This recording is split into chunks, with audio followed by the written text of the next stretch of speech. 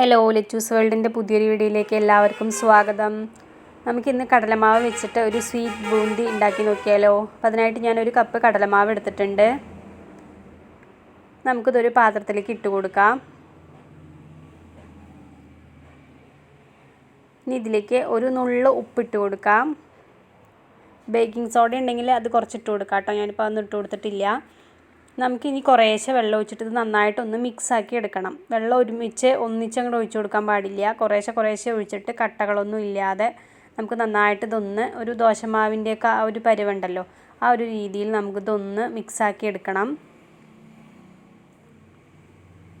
ഞാനിത് മിക്സാക്കിയിട്ടൊന്ന് കാണിച്ചു തരാം കേട്ടോ. നമുക്ക് ഒരുപാട് ഇത് ലൂസാവാനും പാടില്ല, ഒരുപാട് കട്ടിയാവാനും പാടില്ല കേട്ടോ.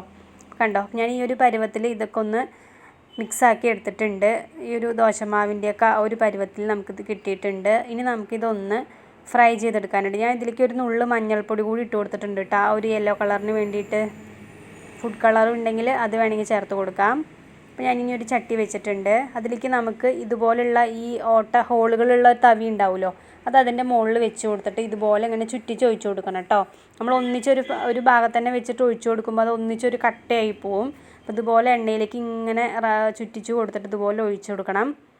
അപ്പോൾ മാവ് കറക്റ്റ് പരുവത്തിലാകുമ്പോഴേ നമുക്കിത് ബൂന്തി ഷേപ്പിൽ കിട്ടുള്ളൂ കേട്ടോ. ഇനി നമുക്കിത് ഒരുപാട് മൊരിഞ്ഞൊന്നും വരണ്ട.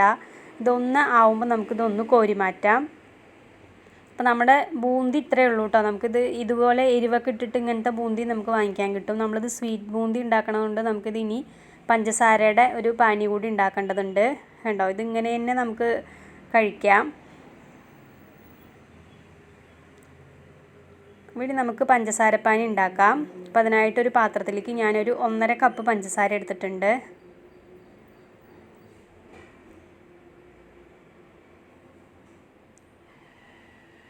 അതിലേക്ക് ഒരു 1/2 കപ്പ് വെള്ളം കൂടി ഒഴിച്ചു കൊടുക്കുന്നുണ്ട്.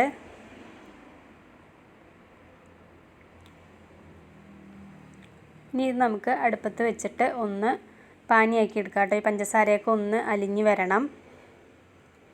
അപ്പോൾ അത് കുട്ടികൾക്കൊക്കെ ഇഷ്ടമുള്ള ഒരു ബൂന്തിയാണ് കേട്ടോ. സ്വീറ്റ് ആയതുകൊണ്ട് എല്ലാവർക്കും ഇഷ്ടപ്പെടും. നമുക്കിത് ലഡു ഇതുപോലെ തന്നെയാണ് ഉണ്ടാക്കുക. ഇത് ലാസ്റ്റ് ഇതിൻ്റെ ഈ ഒരു പരുവാകുമ്പോൾ നമുക്കിതൊന്നും ഉണ്ട പിടിച്ചെടുക്കണം എന്നേ ഉള്ളൂ. അപ്പോൾ നമ്മുടെ ആ പഞ്ചസാരയൊക്കെ നന്നായിട്ട് അലിഞ്ഞ് ഇതായി വന്നിട്ടുണ്ട് കേട്ടോ. നമുക്കിനി അതിലേക്ക് കുറച്ച് ഏലക്കായ കൂടി ഞാനൊന്ന് പൊടിച്ച് ചേർക്കുന്നുണ്ട്. ഇനി അതിലേക്ക് നമ്മൾ വറുത്ത് മാറ്റി വെച്ചിരിക്കുന്ന ആ ബൂന്തി ഇട്ട് കൊടുക്കാം.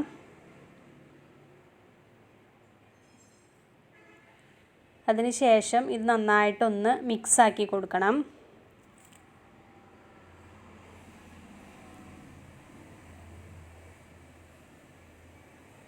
പഞ്ചസാര ഇപ്പോൾ ഞാൻ എടുത്ത അളവ് ഒരു കുറച്ച് കൂടുതലായിട്ടുണ്ട് കേട്ടോ. അതുകൊണ്ട് പഞ്ചസാര കുറച്ച് നല്ലോണം മധുരമായിട്ടുണ്ട്. ഇത്ര എടുത്തില്ലെങ്കിലും കുഴപ്പമില്ല കേട്ടോ, ഒരു കപ്പൊക്കെ എടുത്താലും മതിയാവും.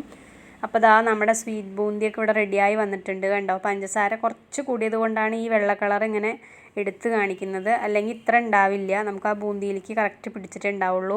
അപ്പോൾ ഇത് ലഡു ആക്കിയിട്ട് ഇത് ചൂടാറുന്ന മുമ്പേ നമുക്ക് കൈ കൊണ്ട് ഉണ്ട പിടിക്കുന്ന രീതിയിലൊന്ന് ഉണ്ട പിടിച്ച് കഴിഞ്ഞാൽ ലഡുവായി. ഇതിലേക്ക് വേണമെങ്കിൽ നമുക്ക് അണ്ടിപ്പരിപ്പ് ഉണക്കമുന്തിരിയൊക്കെ ഇട്ട് കൊടുക്കാം. ഇതുപോലെ തന്നെ നമുക്ക് കഴിക്കാനും നല്ല ടേസ്റ്റാണ് കേട്ടോ. അപ്പോൾ ഉണ്ടാക്കാത്തവരൊക്കെ ഒന്ന് ട്രൈ ചെയ്ത് നോക്കുക. വീഡിയോ ഇഷ്ടപ്പെട്ട ചാനൽ എല്ലാവരും സബ്സ്ക്രൈബ് ചെയ്ത് കൂടെ കൂട്ടണം, ലൈക്ക് ചെയ്യണം, കമൻറ്റ് ചെയ്യണം, ഷെയർ ചെയ്യണം കേട്ടോ. കണ്ടോ, നല്ല സ്വീറ്റാണ് കേട്ടോ അത്. പഞ്ചസാരയൊക്കെ നമ്മൾ ആ ചൂടാറി കഴിയുമ്പോൾ നന്നായിട്ടൊന്ന് വറ്റി കിട്ടിയിട്ടുണ്ട്.